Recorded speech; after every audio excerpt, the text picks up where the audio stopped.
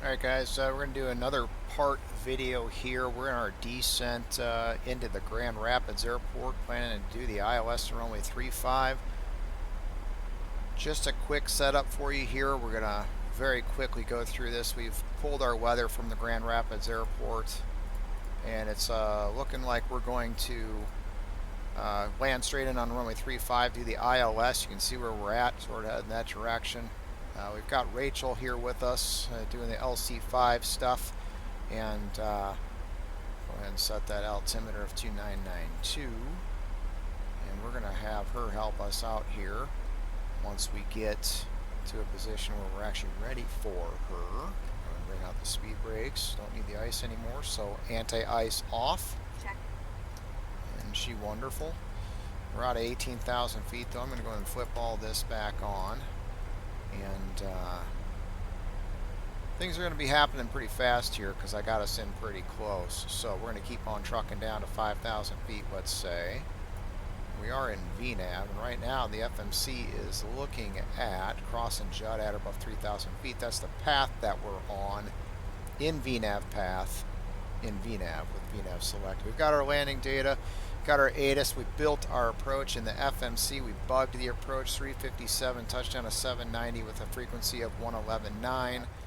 Ran our landing data. It did give me 129, 134. Auto brakes 3 gives me 1,741 feet of margin. So my latest touchdown point is going to be somewhere, we'll just call it 2,500 feet. I'd be looking at the 2,500 footers with the planned taxi routing of Bravo 4 Victor to the ramp. If we take a look at the backside of our checklist here for our arrival briefing, we're not on a star. We're going to do 3 flaps, 30 brakes, 3 touchdown point we just talked about. 18,000 feet is our transition level. No adverse weather in the area. It's a pretty good VFR day here. These other items aren't all that applicable for us today. Taxi routing, we already talked about that even. So, I think we can do our checklists and continue on from there. Descent checklist. Ascent checklist. Minimum. Set. VREF and VTarget. What did we say? I already forgot. 129, 134 set. Auto brake. 3 set. Recall. Checked. Descent checklist complete. And she'll even do the recall there for you. Approach checklist. Approach checklist. Approach She checklist. got her lights there. Altimeters. 2992 set. Packs. Auto. Start switches. Left continuous. Left continuous. Approach checklist complete. Alrighty, we're doing alright. Coming out of 10,000 feet, it's going to slow for us in VNAV. If I was in vertical speed or level change, I'd have to worry about that, take care of that myself. We are still on path, but it's starting to reverse on me, so I'm going to go ahead and bring the speed brakes out so that I can keep this thing on path. Now, if I got high on path, there's only 2 things I can do. I can either increase the speed by opening the speed window and rolling the speed to a higher speed. Think about that. If I'm at idle and I increase the speed to 300 knots, what does the aircraft do? The nose pitches over and increases the descent rate. But if I have a speed restriction or on my star, or I'm below 10,000 feet, I'm speed restricted at 250 knots, what can I do? The only thing I can do is use the speed brake. That's all you can really do. You might be able to cheat a little bit, perhaps open the window, do 255 knots, 260 knots, use the speed brake. That might help a little bit. But generally speaking, that's all you can do. So 10,000 feet. Ding our flight attendants here. Thanks for the reminder there, Rachel. Ladies and gentlemen, Of course, you can hear the flight attendants then making their announcement. Amazing. The other part of this video, what I want to show you is stabilize approach and landing. So what do we need to do? Stabilize approach criteria. What do I need? I need to be fully configured on speed or within 5 to 10 knots of speed, I would say, by the time I reach 1,000 feet AGL, which is going to be the top of the white bar on my altitude tape. One thing that you can do, thank you for the message there, you can put the runway in the fixed page, which is what I always do. You can even draw yourself some rings, maybe a 10-mile ring. How about even a 15-mile ring? Actually, I'm going to go 14. I'll tell you why. 4 miles. So if I'm doing 250 knots and I want to slow to 210, that's 40 knots. It takes about 1 mile for every 10 knots to slow. So I need to start slowing by that 14-mile ring to make sure that I'm at 210 by 10 miles. I shoot for flaps 5, 210 knots at 10 miles. And if I follow my windows, so to speak, then I got a great shot at being stabilized. So I'm going to keep just a little speed brake out here. I'm on speed, on path. But this thing does tend to like to get high. I do have a slight tailwind, which is going to affect that as well. Alright, so I'm going to go ahead and engage LNAV because on this heading, I want the aircraft to intercept that course and fly it inbound. And you watch, as long as I've got LNAV engaged on that heading, it will intercept. You can even see the little arc that it's already drawn for me. I'm going to keep this thing coming down. I'm supposed to be a Judd at 3,000 feet. Let's go 3,000. Keep it in the path. And you might have noticed too that when I open the speed window, sometimes it will go to VNAV speed, meaning it's not looking at the path anymore. It's more trying to achieve a speed more so than it is a path, and it will go high on you because it's not trying to necessarily achieve that speed or that path anymore. It's looking more at the speed. But generally what you're looking at here is this vertical deviation indicator right here as well. Am I on target here as far as path? Am I on speed, which it's trying to achieve? And then your descent profile, Judd 3,000. I need 1,300 and almost 1,400 foot per minute. And right now I'm only doing 650. That's why it says I'm a little well, it's starting to pick it up now. But I need 1,400 feet per minute to cross Judd at 3,000. You can also see the green banana shows where I'm going to reach 3,000. So as you pitch up, pitch down, you can watch the banana move in and out. And that's how you know that you're going to be, at that fix at that altitude as well. So again, what I'm looking for, flaps 5, 210 at the 10-mile ring. So I'm going to start slowing down at the 14-mile ring. I could probably even do it a little later because I'm only at 240, but there's no point in pressing the field. Get rid of my speed brake. I'll leave it armed. Alright, there's the runway in sight out there in the distance. At this point I'm going to go ahead and arm my approach mode. Vorlok is already captured. The glide slope has not yet shown up. It should be any second. And actually in VNAV it's already got me starting to slow. I'm going to go ahead and open the window, slow to 210 manually. And you should watch the throttles come back to idle. So I'm at my ring there, 14, looking to slow to 210. I want to be 210, flaps 5 by the 10-mile ring. And I'm going to give you a few other windows to look at so that you'll be stabilized every single time. Here comes my ghost needle for my glide slope, the white. As soon as it captures, what we'll do then is set our missed approach altitude of 3,000 feet, which is actually already there. I need do nothing. Alright, since I'm going to start riding this glide slope down, it's hard to slow down and go down. So I'm going to bug about 170 and I'm going to go flaps 5. Flaps 5. I want to get that drag out. It's going to be awfully hard to slow down out of 210 going down without that drag. Even though I'm still more than 10 miles out, I want that drag as I start that descent. I'm still showing 11 miles from the field, which also shows the prog page there, 11 miles. Now, if I'm still not slowing down, I got some options, gear or speed brake. And I can use the speed brake with flaps 10. Once I go to flaps 15, I have to have the speed brake stowed.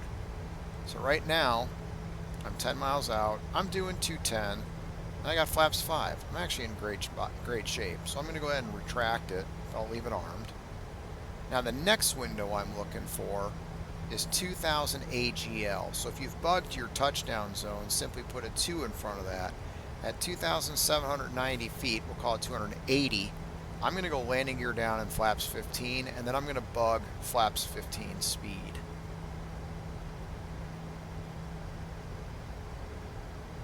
Now, if you're approaching any one of these windows and you're a little high, a little fast, you need to do something sooner.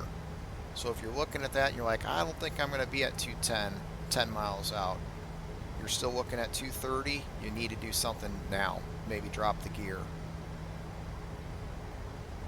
Definitely get the speed brakes out if nothing else.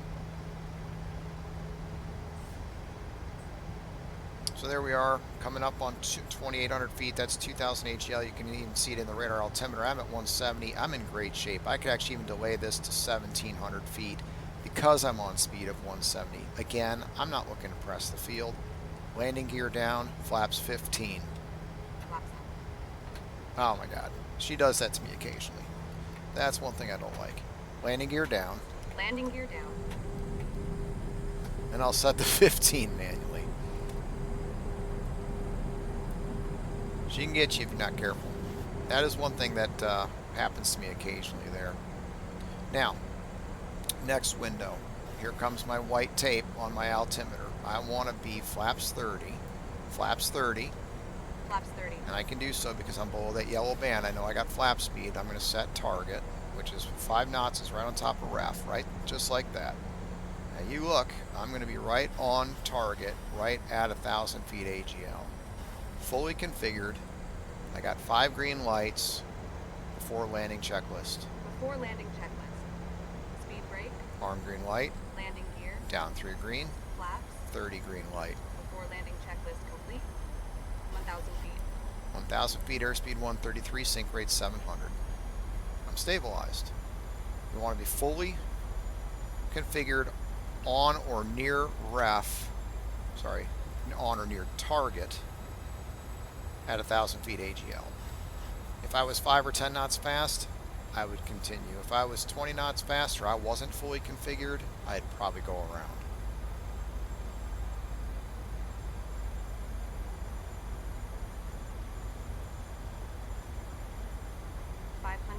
Another call out from our FO at 500 feet AGL, where the amber tape begins. That's essentially wings level. Shooting for the first, I like the HUD because it gives me the radar altimeter here. Shooting for the first 1,000 to 1,500 feet of the runway, but as long as I'm down inside my briefed latest touchdown point, which I believe was around 2,500 feet, I'm perfectly fine. Keep the 3-degree bar right on the 1,000 footers. Fly the circle in the circle. 50. At around 30 or 20-ish feet, I'm going to start pulling back. Walk it down. 10 feet, idle. 3, 2, 1. Extended. Gets you a pretty decent landing. Deployed. Again, you're also in the airline industry. You're trying to provide customer service. You don't want to slam it on the 1,000 footers just because. That doesn't make any sense. Auto brake disarm. 60 knots. 60 knots out of reverse. We'll tell her flaps up. Flaps up. Clearing the side stripe. Watch her do her thing. Once I clear the runway here, I'll do my own. Welcome to Grand Rapids. Please remain seated with your seatbelt fastened, seat back and tray cable in their And full reset the upright trim and locked wheel position, while on and all taxi carry-on here. items completely under the seat. Goes a lot presently. faster with the flaps When the still captain out. turns off the That's why fasten we do it that seatbelt way. sign, please be careful when opening the overhead bin. Now you Items watch, may the have flaps are shifted coming during up. flight Watch and that for auto call. brake switch there. You may She's now going use the to center take and that back function to of your off small for portable us. electronic devices, but please remain seated and leave your carry-on stowed. Or Please she be advised should. the Might aircraft have to doors tell will her be open again during here. ground servicing. For your safety, please ensure that you and any Flaps children up. you are supervising Flaps remain up. clear of the front There, and she back got doors. it. If you are connecting First here time to there she another didn't quite Southwest flight, catch it, but please now check she's the doing all monitors her in the flow terminal here. for You your can see flight everything and that's gate number. happening. We certainly have She's pretty enjoyed incredible. sharing part of our day with you. We know you have a choice when you fly, and we thank you for All right, well, that was a choosing two-part Southwest video. Airlines.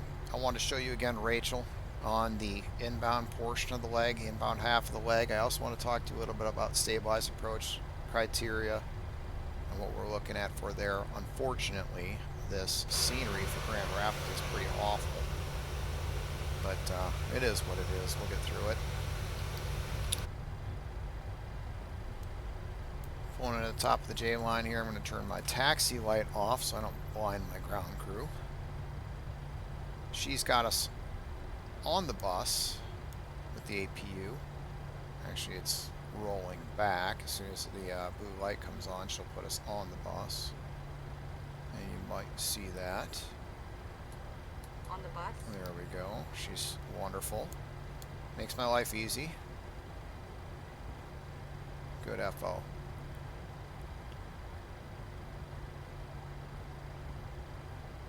Get her on the line. We'll get it stopped. And we'll go ahead and set the parking brake. She's got us on the bus. Weather radar is off. That's an important one, too.